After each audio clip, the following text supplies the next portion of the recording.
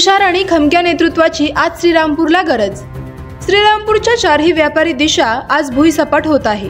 प्रशासन म्हणते सर्वोच्च न्यायालयाचा आदेश आहे, हे सांगण्याची जबाबदारी स्थानिक लोकप्रतिनिधी, आमदार, खासदार यांची होती। आज श्रीरामपूरची बाजारपेठ उद्ध्वस्त झाली। याला जबाबदार कोण? तर याला जबाबदार अतिक्रमण करणारा स्वतः, तसेच अतिक्रमण कर असे सांगणारा पुढारी।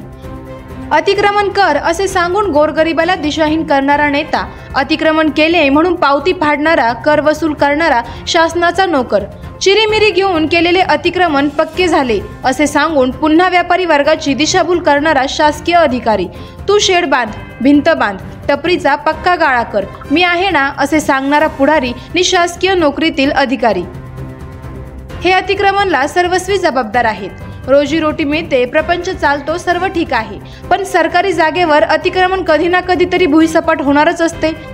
जागा सरकारच्या कोणत्याही विभागाची असो, एक ना एक दिवस अतिक्रमण मोहीम येतेच, परंतु ते थांबवणे किंवा बेरोजगार झालेल्या हातावर पोट भरणाऱ्या माणसाला कठीण प्रसंगी मदत करण्याचे, त्याचे पुनर्वसन करण्याचे काम लोकप्रतिनिधींचे असते। अतिक्रमण काही काळासाठी थांबवणे किंवा त्यावर स्टे आणणे यासाठी हुशार लोकप्रतिनिधींची गरज असते, पण आज सर्व हतबल झाले। अमानुषपणे बुलडोझर फिरवला गेला, छोट्या टपऱ्या, दुकाने सर्व गेले। खमक्या नेतृत्वाची इथे गरज होती, पण तिथे नेतृत्व आज श्रीरामपूरमध्ये नाहीये। खमक्या लोकप्रतिनिधींचा अभाव इथे दिसला। इतर तालुक्यातील देखील अतिक्रमण काढले गेले, पण इतके अमानुषपणे नाही। पण श्रीरामपूरमध्ये जरा विचित्रच झाले, होत्याचे नव्हते झाले। लोकप्रतिनिधीने याबाबत माहिती देऊन दुकानदार, व्यापारी वर्गाला माहिती घेणे गरजेचे होते। न्यायालयाचा कोणता आदेश आहे त्याची प्रिंट दाखवणे, क्रमप्राप्त होणे, पण तसे झाले नाही। त्यामुळे श्रीरामपूरकरांचे नुकसान अति जास्त झाले, हाल झाले। श्रीरामपूर तालुक्याला बेरोजगारीचे अनेक झटके यापूर्वी पण बसले होते। नगरपालिकेने वेळीच अतिक्रमण करणे थांबवले असते तर ही वेळ आली नसती। गरीब हातावर पोट भरणाऱ्या होतकरू जनतेला कोणता रोड किती फूट आहे, ही जागा कुणाची आहे, सरकारी आहे की कुणाच्या मालकीची आहे हे माहीत नसते। आपला रोज सुटावा म्हणून तो काहीतरी झटपट करतो, पोटाची खळगी भरतो।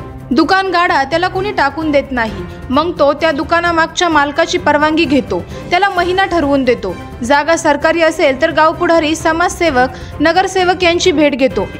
मतासाठी पुढारी त्याला तू टपरी टाक, मी आहे असे म्हणतो, मग तो टपरी टाकतो। पुन्हा अतिक्रमण अधिकारी येतो, त्याचे पण तो मिटवतो।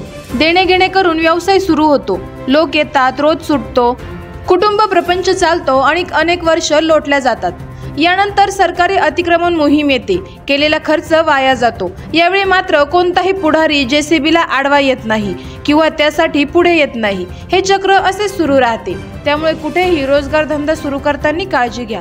भविष्यात अतिक्रमण होणार नाही अशा जागेंवर रोजगार सुरू करा। मतांसाठी राजकारण करणे सोपे असते, मात्र उन्हात पोट भरणे अवघड असते। आजचा आहे लाईव्ह कार्यक्रम किंवा आहे कसले आंदोलन, जनसामान्यपर्यंत पोहोचेल आपला हक्काचा आवाज, आवाज जनतेचा। बातमी व जाहिरातीसाठी संपर्क करा स्क्रीनवर दिलेल्या नंबरवर।